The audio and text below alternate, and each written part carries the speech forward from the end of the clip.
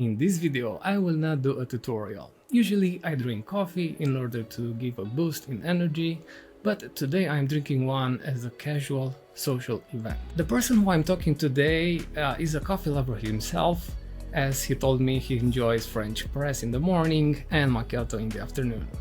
In his free time, he enjoys bike rides looking for his son, and when he is working, he is the co-founder and CEO of Ambient Network. Yes, today I am talking to Luca Franchi.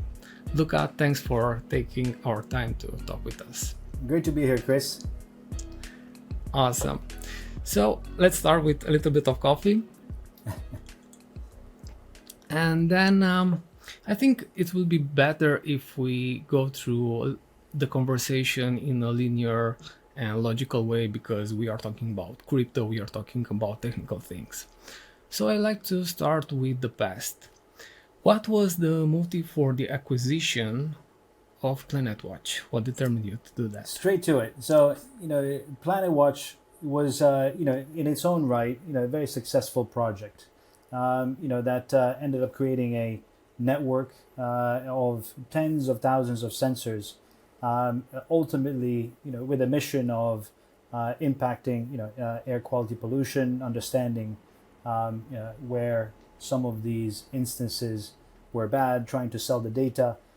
It didn't succeed in some of its part of the mission, but ultimately ended up creating a community that was excited, that ended up launching across a number of cities, 20 markets in total. And so it created a great basis to look at, I think, a bigger opportunity that at least we identified, which was the environmental monitoring market. So not just air quality, it does encompass air quality as well, but a vision that we could use the same DePIN model to go after related opportunities, complementary opportunities. And so the acquisition itself was one of very much the network, the community, the token initially, so we could take that over. There are some things that were left behind with PlanetWatch because they did not deal with the crypto components, ultimately the network or the token model. They still have some obligations on their side and things that ultimately they created as a centralized company, whereas we created a Web3 ecosystem ultimately with the right foundation, the right token issuer, the right core developer, and as much as today we're kind of managing that in a bit more centralized way ourselves, but it's because we're trying to kick off the project, this new project, before we open it up entirely. So that is the ambition there. But ultimately, we saw an opportunity to repurpose something that existed today and bring it in line with something that could be part of a much bigger vision. And it's not been easy. I wouldn't recommend other projects to go after and acquire another network. But this was a particular opportunity that, with the investors that I was working with, ultimately, we all believed that there was something that could be done here. And here we are, I think, very close to, seeing that initial first step really get over the line, especially as we approach migration. We'll be taking the network from Algorand, and where all the sensors are today and where folks are being rewarded with today with planets. But ultimately, we've already set out a number of communications and details of how we will be shifting the community over to Solana. And that will start from September. I don't think we've publicly announced that yet, but ultimately the view is that it will start at some point in September. There's still a few critical things that need to be finalized. There is, of course, a number of the components of the network that have had to be re-architected, restacked entirely, redeveloped, because ultimately what had been developed in the past had a lot of complexity, and we believe that there's a need for simplicity, especially in the view that we need to scale and grow the network. Definitely. So all with this good reasoning of looking ahead, and so we've a number of the components that you'll start to see come out as part of the migration ultimately will enable us to start shifting folks over to, of course, the new chain, and then eventually to be able to claim the tokens as part of that conversion from planets to ambient. and looking ahead, of course, to participate in the rewards on Solana moving forward, and all the other great things that we have planned. So, but ultimately, the view was always that there was a great opportunity with the network, that it was an engaged community, as much as also had gone through a tough time, a tough period, and it had not performed, it had maybe not met some of its objectives. We've come through, with a very strong focus around commercials, around marketing. Ultimately, how can we properly create that product market fit with the data that we have today? What else do we need to do to make that data attractive? How do we create the right services for the existing weather players to ultimately make use of this data to drive value back into the network? And what are the other things that we need to do as Ambient to demonstrate that this is already quite a powerful initiative and project, and that there's opportunity to grow that even more?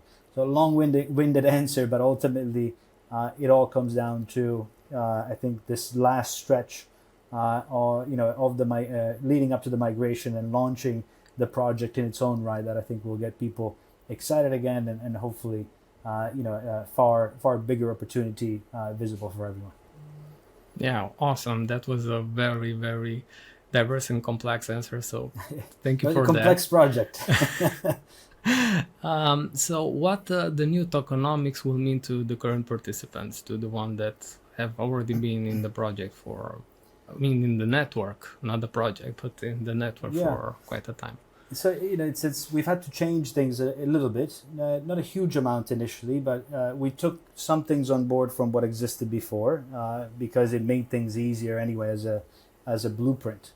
But there's also this vision that there's an opportunity to increase the size and coverage of the network, increase density, because that's what we've heard, by the way, from the weather players, that's what they want to see, right? So ultimately, it's our objective to increase the coverage of our network, because when they tell us, oh, well, you're strong in Europe, but you're missing maybe a few parts, so we want to incentivize that growth in new hexagons, because we'll be moving from pixels to hexagons, which is a bit more of a standard as well in the industry, and will align us to some of the other projects and partnerships that we're also exploring. But ultimately, it's about increasing the value of our data, right? So that's one of the things that we've done. We've added an incentive there to capture new geographies, right? To go out and install in new sensors, and new areas. We've also, I guess, slightly changed the model around the categorization, of course, of the devices, the sensors, partly because we see that as a dynamic model, if you will. Today we have a certain amount of users that have a certain categories of sensors. We introduced a mobile category for AmbiGo because we believe that that's an opportunity to onboard the next 100,000 degens and non-crypto users alike, the folks that are ultimately environmentally conscious and that want to be be part of this ecosystem. And we believe that over time it actually acts as a funnel for sensor ownership as well. So it's a marketing tool. In the longer term, we can also use that for data capture from the microphone and camera, and other things, right? So there is a bigger vision at play there. But right now, it's more of a promotional tool ahead of the TGE, ahead of the token launch. So we introduced that mobile category. And we also, though, made the I guess gave the view that the even the categories themselves are all based on the metrics that the sensors capture, and that's why some of the outdoor the Airquinos, of course, have always captured more data, more metrics than other devices. We believe that there's still value in capturing more data, because ultimately that's our currency, right? When it comes to how we can monetize the value of the network.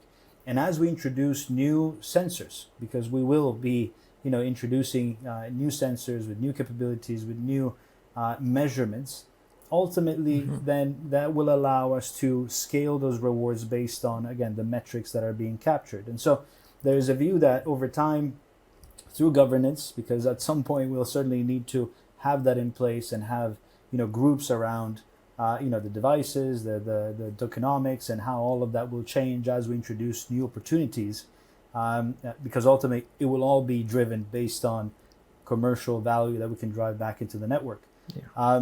But that will, that tokenomics model will be slightly dynamic, will change a bit, will be updated to the benefit, of course, of the network and of the value that we can bring back into the network. So yeah, from what I saw, the current tokenomic model that you are suggesting is highly focused on people who are already in the network and how you can incentivize them to keep their sensors online and to switch to ambient.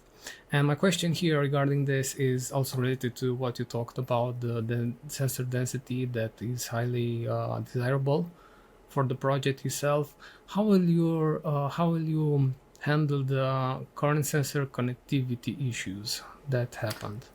So that's on the SIM side. We've had issues definitely on the SIM side, especially, the Airquinos are the only devices that are difficult, of course, to manage, difficult to maintain from a perspective of even updating a SIM. We've been doing a lot of work with TEA to actually try to resolve those issues over the air or get more of an understanding from the SIM providers, because they also need to be different for Europe and the US, because we had issues in the US with the old SIMs and the new SIMs. The KPNs are actually working quite well in the US, but there's always, here and there, a bit of a connectivity issue. So there is a desire, I think, first of all, to maintain what exists today and improve the support that we get from the device manufacturers and our partners, and ultimately try to resolve those things over the air.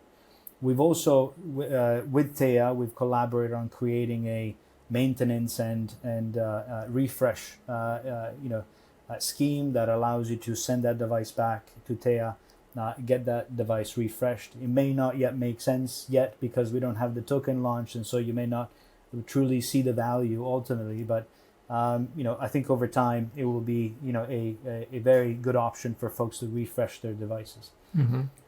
Having said that, we're also looking at, again, new devices with new capabilities, and so that includes new connectivity, right? LoRa is very attractive, LoRaWAN. There's other connectivity solutions that we're exploring. It's kind of wide open, but we've taken this opportunity to do a review of the issues that we've had in the past, how we can best support the existing network participants and their sensors, how we can do that more directly as a first line of support, and over time, work with partners that can provide us the support that we need.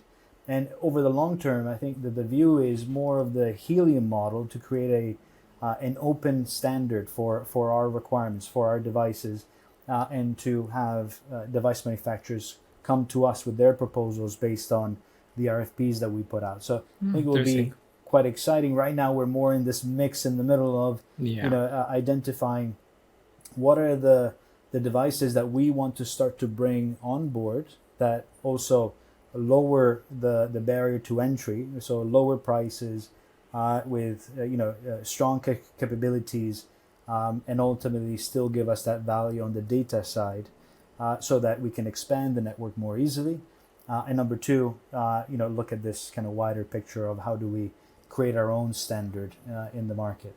But wanted to also mention something that you hit on earlier, which was the incentives for the migration, which is some of the things that we've also considering and having to have, of course, an existing base, an existing network of participants in mind, that we wanted to make sure that they were also incentivized to, remain online as part of our migration incentives, because we believe that that there's still that it's always difficult to go through a migration of itself, and to of course for folks to see without a token being live necessarily what that value is. But I can also say that there will be a TGE shortly thereafter. So I'm not saying yet when, but the plan is that of course it was always going to be kind of end of Q3, early Q4. But ultimately, we also need to demonstrate to the community, existing and new, because we need to address also the Solana community moving forward, as you can imagine. Ultimately, the value, the ROI, that our devices and our network can provide. And there is a roster, and I'm really excited that we'll be able to announce. But POCs, commercial deals, and hopefully we're getting very close to some environmental deals as well. So anyway, Awesome. lots more to come. Yeah. That sounds awesome. I just want to get a little back to the current sensors because I know that people are watching my channel are very interested in that. I want to talk about the future because it looks very promising. Regarding, for example, Kaiterras and turtles, what can you tell me about support for handling them to the new project? So Kaiterras were always, top-notch devices, right? Enterprise-grade devices that work as intended. We have a very good relationship with Kaiterra. We believe that we'll be doing more with Kaiterra, including offering cartridge deals as part of our network, and ultimately having the opportunity to replace your cartridges for the Kaiterra devices just gives us better data. And it's more valuable for us. So if there's a way to leverage the scale and the power of the network that we have to get better pricing, then, that's what we should be doing on one side. On the other, I think there is also, as part of, future tokenomics updates, an incentive model to replace those cartridges on a regular basis and to always make sure that your devices are capturing the right levels of data. The right quality, because you need good data to be able to process that and then sell that. And so those are things that we've started to consider, ultimately how we do that.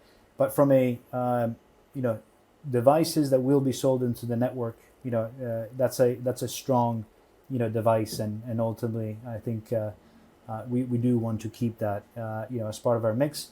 When you look at turtles, they were always a good idea. They were always also a friendly consumer device, outdoor, quite standalone.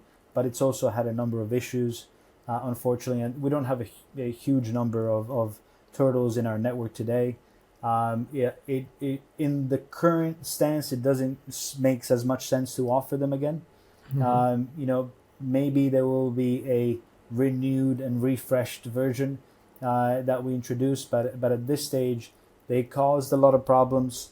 They will need a significant amount of work for us to consider them as part of a future lineup, and so we'll continue to, of course, support what exists in the market, what exists in our ecosystem, and be part of the tokenomics and the rewards. And of course, as long as we see that value coming back, then of course there's no point in changing that. But at some point, all of these devices have a 3-year lifespan, right? When it comes down to the ability to capture the right levels of data, you speak to any manufacturer, apart from, again, the Kaiterra example that I gave with the cartridges where you can replace them more easily, but ultimately, and they recommend even a yearly change for those cartridges. But these are typically 2 to 3 year lifespan sort of devices.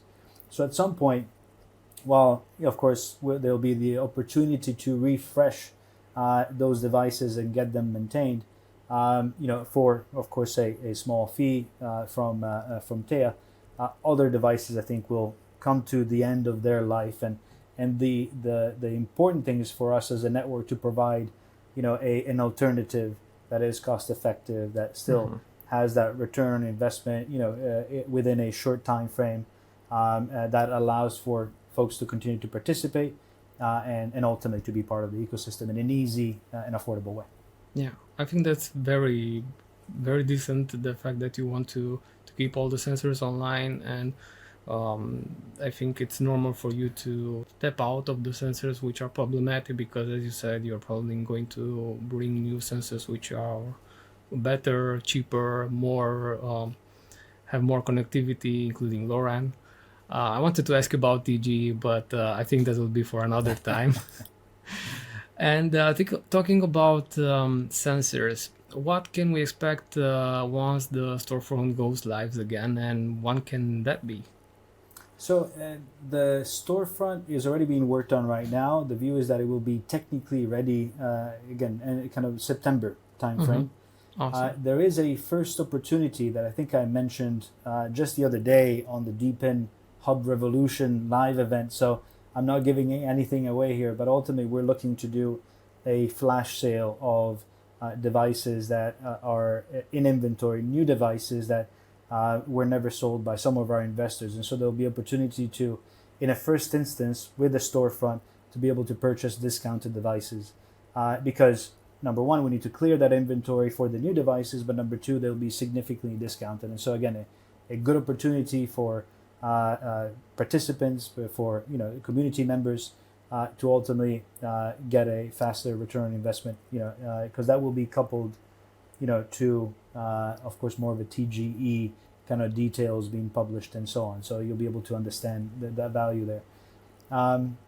So that's step number one, and then step number two will be to then start to populate that same storefront, which, by the way, is part of a single sign-on experience across Ambient, right? Where before PlanetWatch had 3 different logins, support, my sensor page, what was the other one? Support, Explorer. Explorer, exactly. So now we brought everything under one because it will allow us to ultimately have that better visibility about, what you purchased and support you because of that, and also understand, that performance, and to be able to do that all within one platform. So that's very important for us to support the network, number one, and the devices out there more easily.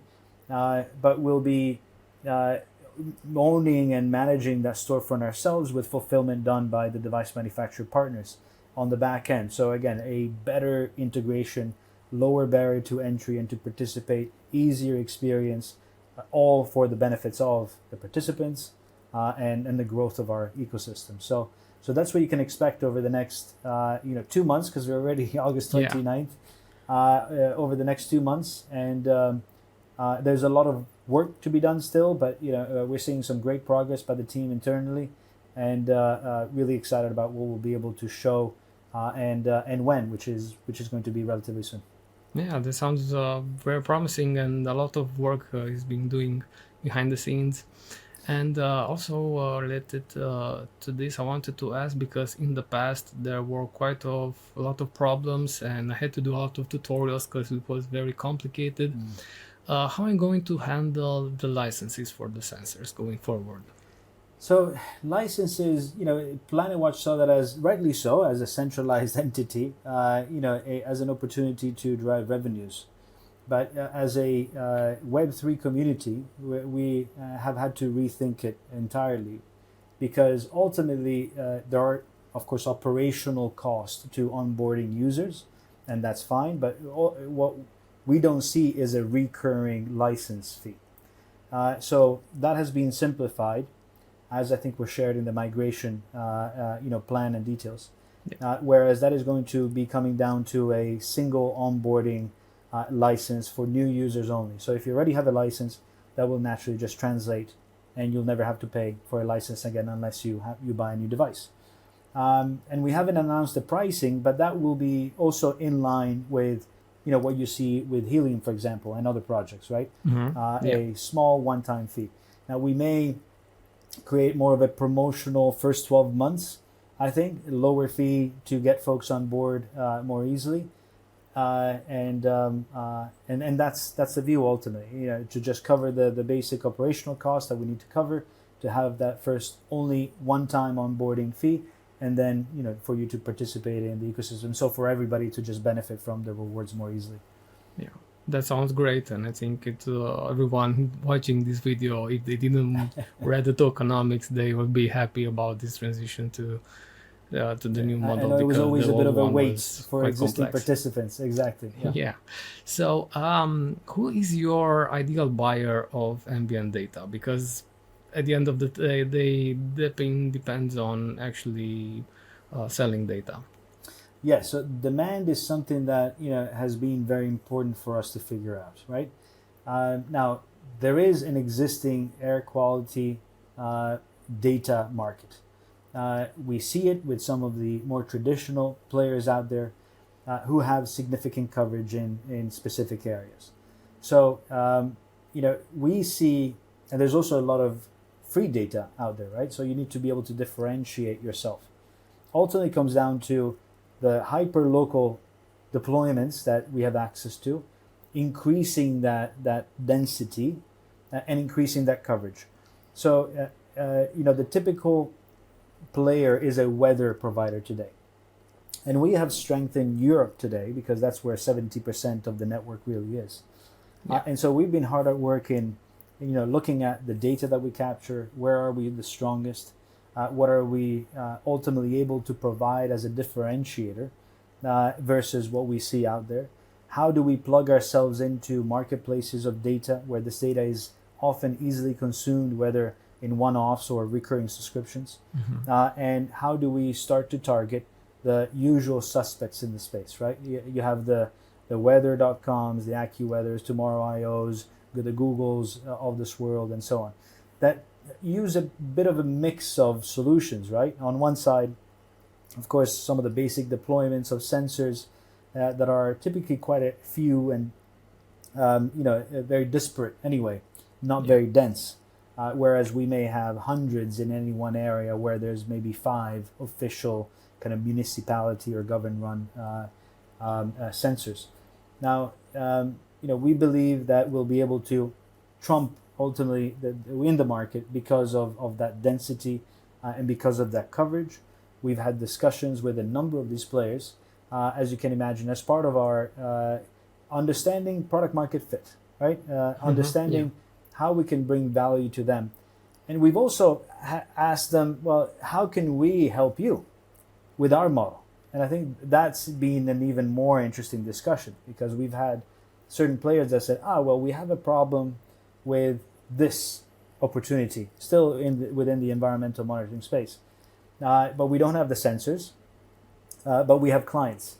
And so we're kind of creating this matchmaking opportunities by listening to our partners in the space, the folks that we've been business developing and building these relationships with. But we've also onboarded folks from that industry within Ambient. And so that has been instrumental in, again, understanding, well, this is how everybody provides this data today. These are the API formats. What do we need to do to fall in line practically to make it easy for anybody else to consume that data, for the industry to consume that data before we can actually properly go full speed. But all of this has been part of the market discovery work that we've been doing in the background. And ultimately, we've started to more recently give also samples of our data to some of these players so that we can progress in our discussions and ultimately not just give them the confidence that, yes, this is quality data, yes, it's calibrated, yes, we do have great coverage here and there, and you can tap into that from today. But that will also look at the bigger picture of how we address some of the other opportunities that I mentioned that are in complementary sensors and metrics under this environmental umbrella. Yeah, I understand. So basically from what you're telling me, I know that PlanetWatch was quite close to having a business API and dashboard working. So from what you're telling me, this is up and running, right? So the APIs are running. They may not be in the state that industry requires from what we've, of course, explored and discussed with some of these industry players. There's still a fair amount of work that will need to be done. There is an API set, of course, that we're using every day as part of the services that we run. But ultimately, to externalize it, you need all sorts of consumption metrics. You need login dashboards for some of these customers, or you need to integrate into marketplaces that sell this data already. But we're coming to, let's say, the end of that review in parallel to some of these industry discussions. And within the next, I would expect 30 to 60 days, we're already going to start to be making significant progress on that front. Whereas we'll be plugging into marketplaces that allow us to market that data to a wider audience that wants to tap into air quality data in our case, and hopefully to be able to narrow down on some of those more one-to-one specific opportunities. Awesome, that sounds great. I wanted to come back to AmbiGo because I have installed the app. I'm currently working on a video about it. What can you tell me more about how it's going so far, and what can you expect people to gain from it regarding tokenomics? So it's going really well. We have a check today, just before the call, 50,000 check-ins Wow. since we opened it up. What was it, a week ago? Congratulations. Yeah, thank you. It's going really well. It's just the beginning of the journey, but really excited about the traction that it's starting to get, and ultimately, the view is again to get as many folks on board as part of this journey to also get a better understanding of what our mission is, and ultimately for them to participate in the TGE itself, because anybody on board as part of this experience ultimately will help us drive the growth in the project, in the ecosystem that we're building, and will be at the benefit of all the legacy participants as well as future participants, right? As potential sensor owners, and increasing the size of the network and density and whatnot.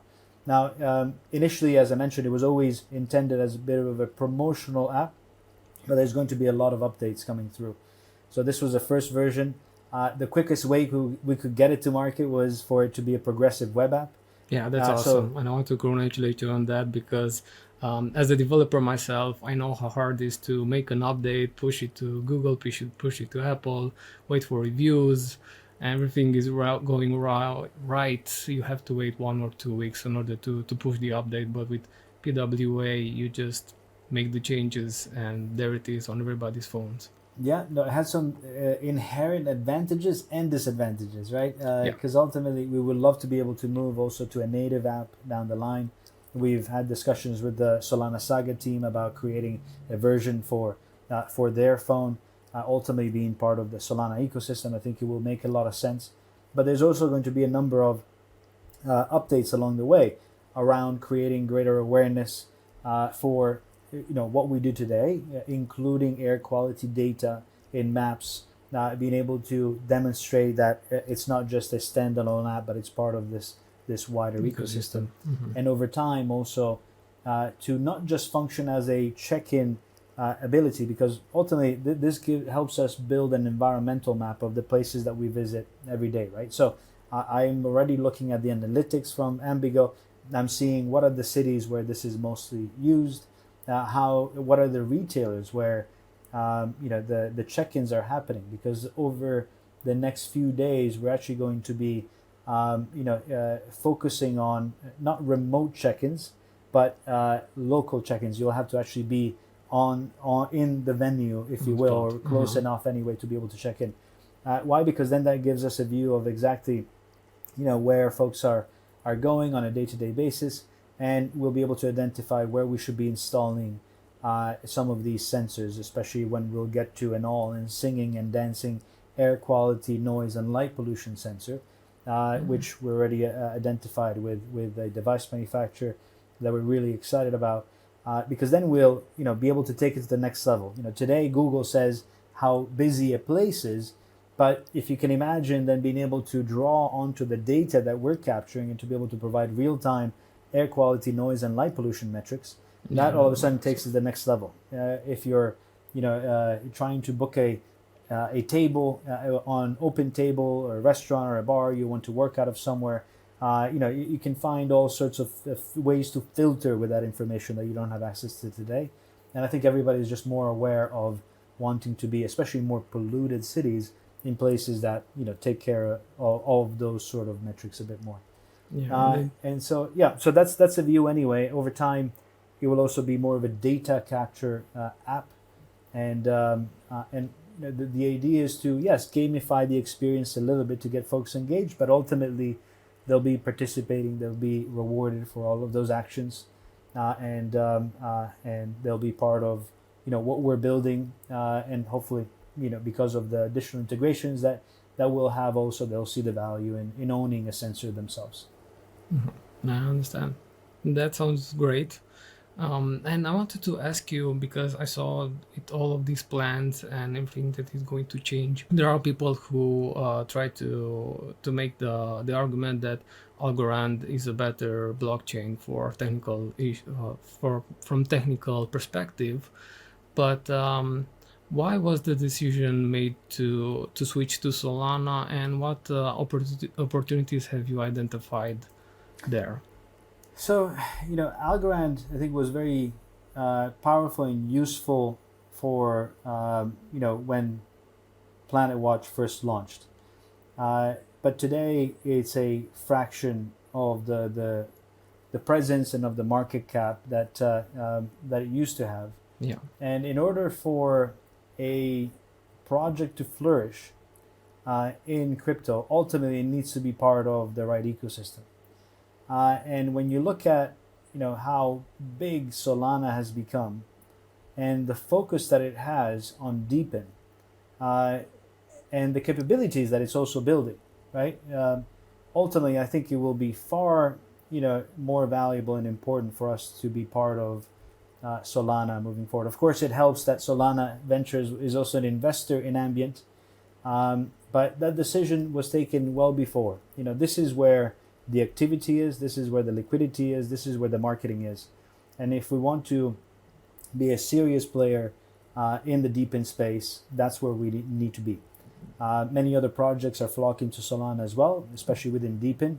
And I think there is a great amount of support and great amount of activities, from the foundation and from the team there that ultimately we strongly value, and we believe it will make a significant difference in the success of Ambient. Awesome.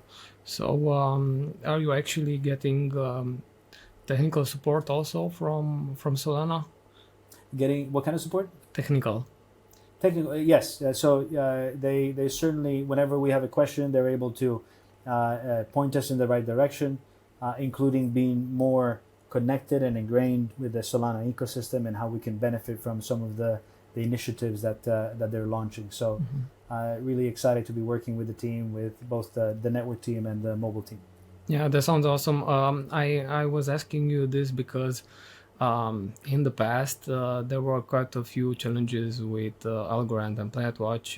The main thing was that PlanetWatch decided to make a burn, but they didn't have the technical support to do it. Oh, and, yes, I know. And they waited I was for pushing Algorand for to that do burn it. to happen. Yeah. So that's why I think this is also a huge win for Ambient to have this kind of support also from one of the greatest blockchains currently. No, definitely, it is a great home, and it's going to be very powerful for where we need to get to next. Awesome, that's amazing. I wanted to ask you, although you told me a lot of plans that you're having, in the short term, what are the Ambient team's plan? So we have a lot cooking. I think as I was mentioning, the next couple months will be a bit of a perfect storm in many ways, right? So we have, of course, the migration. We have upcoming plans to launch the token. We have a number of, we talked about Storefront, device initiatives. Yeah. Of course, the TG itself is, massively complex, between, ultimately we'll decide, but we're exploring launchpads, DEXs, centralized exchanges, some of the timing there, and how we can best make sense of these opportunities. And, ultimately it's all very exciting, but there's a lot on, and definitely, the migration hopefully will go smoothly enough where we can, launch the process. It won't happen overnight because folks will over time start to bring their devices over, but hopefully that will result in a 1-to-1 sort of ratio ultimately, where all the sensors that we saw on PlanetWatch, on the PlanetWatch network, ultimately will have shifted over because we've created the right incentives and because they'll be able to monetize that further with the launch of the token. There is of course the claim function where you'll be able to sign in with your wallets, with connect your new Solana wallet, and ultimately be able to claim based on eligibility, the various conversions that you'll be able to do from planets into Ambience, and all of that good stuff. And then we're going to go into ultimately what we need to plan ahead, which is strengthening the IoT network that we have, because as much as we redeveloped a number of components for the front end and for the processing, the rewards, the oracles where the data flows into and so on, and there have been particular differences, from Algorand to Solana anyway, in adapting that. I think one of the next things that we really need to think about is, how we take that step forward in addressing, the IoT capabilities, the ease to onboard new manufacturers or new devices. Period. Anyway, typically it's a 2-month process, but we want to shrink it down to a few weeks, and to be able to also have most of that work done on the device manufacturer side, because here are our specs, just take these and integrate, right? So there's a number of things that we'll need to do to ease, and again, for the benefit of the growth of the network and get more folks on board, to also support existing devices. So that's all part of the IoT network. The next bits are around dashboarding, around taking the data that we have, creating a better ability for everybody, not just enterprise consumers, because that was the original use case. But ultimately, today, your ability to understand what the devices, the data that your devices capture is quite basic. How do we take that to the next level? How do we inject AI in extracting the value, or giving you, via an LLM sort of model, also a better and easier way to query that data and to action on, so that you get notifications, you get opportunities to open your window or do this, or we've noticed that you're using these chemicals in the air that are staying for longer. That sounds all sorts amazing. of different things, right? So this is next level sort of stuff, but I think that's the sort of value that we need to bring to the data, right? The dashboard capability, which will of course will then translate very well to the POCs that we've already installed, by the way, but we haven't announced yet. But with hotels, for example, where we have sensors in every room, and of course we now have a full visibility of what's happening in every room. The next step would be to connect to the ventilation and HVAC system, so that can be automated, and you're not just pumping air, but you're able to do that individually, and also consume less energy. So immediate value for these enterprise players. But the next step will then be the dashboarding capability. What decisioning can you give me based on the data that you're capturing, right? And eventually, I think it's about also creating greater utility for the token, because it's not, of course, we're going to be in parallel doing a whole lot of work around commercializing solutions and whatnot, but there's also a component around how do we make it easier. And this originally was a concept that came from the enterprise discussions that we had, creating a marketplace for solutions, because most enterprise players are not interested in the tokens or in the crypto part as much. But they're very happy to derive value from the mining that their sensors are doing. So in this case, we can give a value based on the rewards that they've received over the sensors that they own, and allow them to exchange that for carbon credits, for planting trees, for charitable donations, and to create all sorts of other solutions, but under this environmental umbrella, but to create a marketplace for enterprise customers to then exchange that value, which drives utility for the token, but to also do the same for consumers, for everyday users. So to create this marketplace of environmentally friendly and sustainable solutions that ultimately allow you to then use your tokens in exchange for some of these discounted or preferential pricing products, all under this environmental umbrella, and to truly be part of this wider mission and lifestyle, right? We believe that there'll be value in creating this marketplace as well.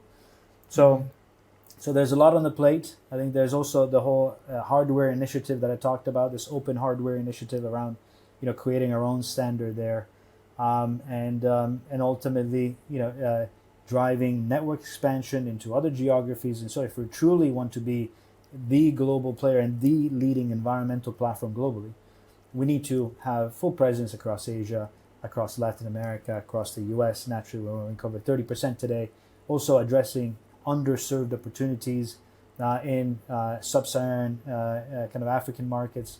And we're speaking to grant organizations about doing just that as well. So that sounds amazing. The world is our oyster. Yeah, and I want to go a little bit back to what you told me regarding the personal dashboard and suggestions for people what to do about the air, about the environment they are in. I think that's an amazing step because a lot of people are focusing on the tokenomics and how can you drive the expansion of the network through rewards and tokens. But I think this is a very large and untapped area of people who are conscious about environment, about health, about nature, and being able to bring those people in through the AmbiGo, through Yep. all of these the things is an amazing thing. Especially, for example, since currently people are, for example, looking at Coinbase and tracking how many people are reinstalling Coinbase or other taxis on their apps. But Phantom and Solana, it's what's bringing retail back to crypto. So I think Yeah. it will be a very interesting mix to see how these two are playing together. And it's also, you know, a fundamental component of ultimately the solution that we provide. You know, environmental sensors. You know, what sort of intelligence and decisioning can we provide beyond just giving you the metrics? Because, you know, again, what we see today is quite basic. Unless you're able to interpret that, Yeah, what value does it give you just as an everyday consumer?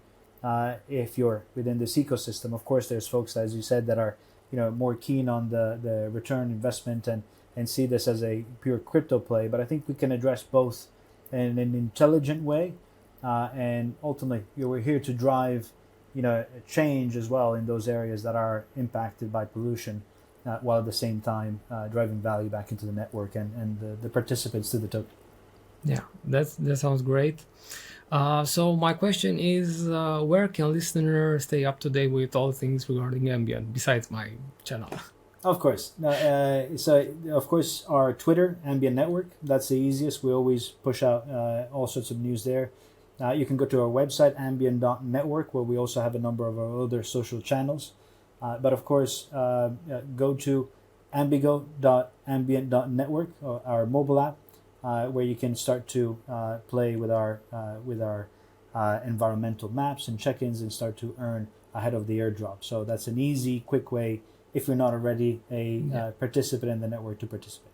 Awesome. We're going to put all those links down below so people will be able to bring them. Luca, thank you so much. It was an awesome talk. I think myself and also whoever's watching this, we get a lot of information and a lot of value regarding the potential future of what we are going to expect from Ambient. Thank you so much. Great to hear. Thank you, Chris. I hope everybody's as excited as I am anyway on what we're building here, and look forward to seeing you all on the network. Awesome. So I hope the questions were good. I hope the answers were better. Until next time, see ya.